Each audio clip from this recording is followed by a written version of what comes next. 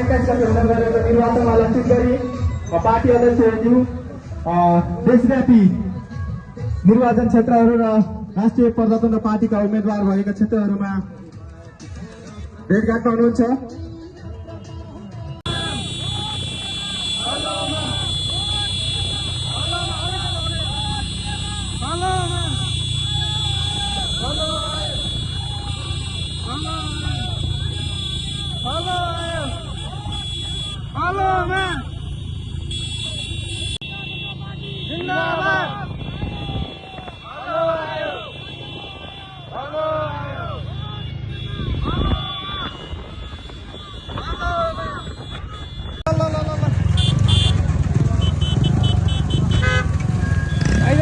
मामा जी अगाडि आइराखे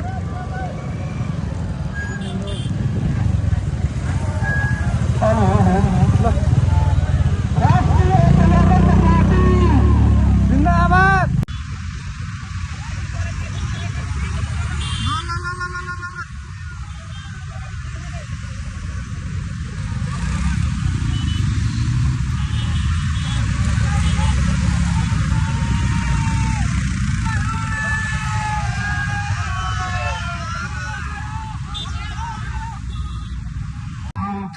उहाँबाट हामी केही वक्तव्यहरू सुन्नेछौँ।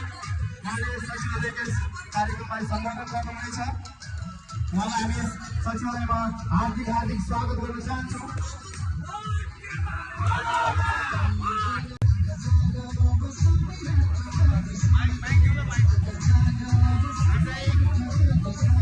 र अब यसै गरी हामी ढिलो नगरिकन हाम्रा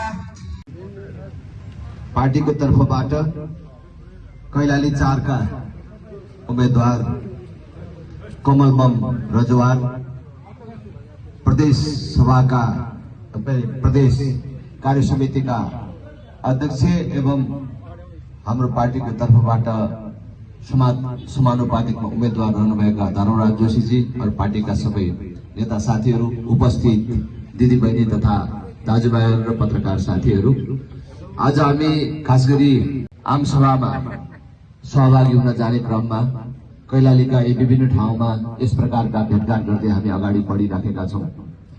तपाईहरुलाई मैले धेरै अनुरोध गर्न चाहन्न कि तपाईहरु सबलाई थाहा छ कि राष्ट्रिय प्रजातन्त्र पार्टी आज कुन बाटोमा हिँडिराखेको छ।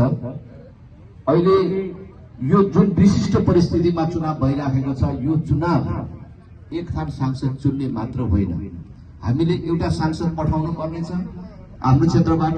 त्यसकारणले एउटा सांसद चुनौं भन्ने कुरा मात्र होइन, अहिले देश यो देशको राष्ट्रिय राजनीतिमा आफ्नो स्पष्ट एजेन्डा लिएर जनतावाद गर्नेको अवस्था हो।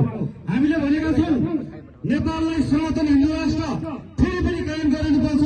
यदि गरिएन भने यो देशका शासकहरूलाई हामीले संसदमा मात्र होइन सडकबाट तपाईँहरूले पनि आफ्नो एजेन्डा स्थापित गर्छौँ भनेका छौँ। त्यसै गरी अहिले संहिताको नाममा जनताको जुन एउटा ढाड सकिने काम भइरहेको छ, जनताले एउटा चाहिँ रूपमा आफ्नो एजेन्डा लिएर गएको पार्टी त्यो राप्रपा हो। त्यसै गरी हामीले भनेका छौँ पार्टीबाट गएको राष्ट्रपति यो देशको जनताको प्रतिनिधित्व गर्न सक्दैन।